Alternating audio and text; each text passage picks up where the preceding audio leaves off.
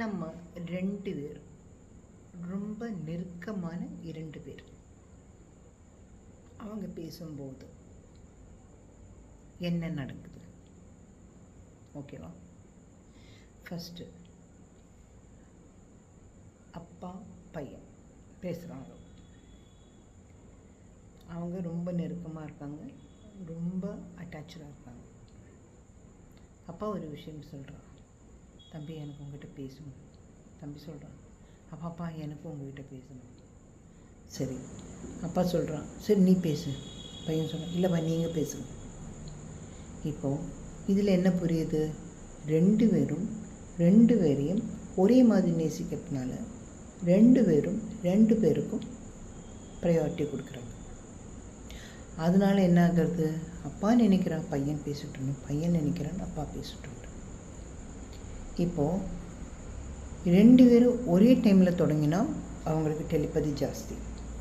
இதில் ஒருத்தர் இல்லை நீங்கள் பேசுங்க அப்படின்னு சொன்னான்னா ஒருத்தர் யார் அதை முதல்ல சொல்கிறாங்களோ அவங்களுக்கு ஒரு விட்டு கொடுக்குற மனப்பான்மை இருக்குதுன்னு அர்த்தம்.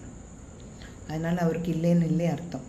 ஆனாலும் அதை சொல்லிவிட்டு யார் முதல்ல தொடங்குறாங்க பேச்சு, அதாவது நீங்கள் தொடங்க நாங்கள் தொடங்குன்னு அப்பா பையன் ஒரு விவாதம் போயிட்டுருக்கு இல்லையா, அந்த இடத்துல யார் முதல்ல தொடங்குறாங்களோ அவங்களுக்கு பொறுமை இல்லை. யார் இன்னொருத்தர் தொடங்க விட்டு கேட்குறாங்களோ அவங்களுக்கு பொறுமை இருக்குதுன்னு அர்த்தம். இப்போ ஜென்ரலாக இது யார்கிட்ட நடக்கும் அப்படின்னு கேட்டால் ஒரு மெச்சூர்டான ஒரு அடல்ட்டுக்கிட்ட அது நடக்கும். ஆனால் மெச்சூர்டான அடல்ட்டுக்கிட்ட அது நடக்காமல் அது பையன்கிட்ட நடக்கிறதுனா, இவர் எவ்வளோ தூரம் மெச்சூர்டான அடல்ட்டாக இருந்தாலும் பையன்தான் நாங்கள் மெச்சூர்டான அடல்ட்டுன்னு நமக்கு ஈஸியாக தெரிஞ்சுக்கலாம். இதெல்லாம் ஒரு சைக்கலாஜிக்கல் அண்டர்ஸ்டாண்டிங், அவ்வளோதான். இப்படி ஒரு காதலன் காதலி பேசுகிறாங்க வச்சுங்களேன், அவங்கக்கிட்டேயும் இந்த நான் சொன்ன விஷயங்கள் பொருந்தும். புரியுதா? அப்போது இதை பிரச்சனை பண்ணாமல் போகிறதுக்கு ஒரு நல்ல வழி அப்படின்னு எனக்கு தோணுது.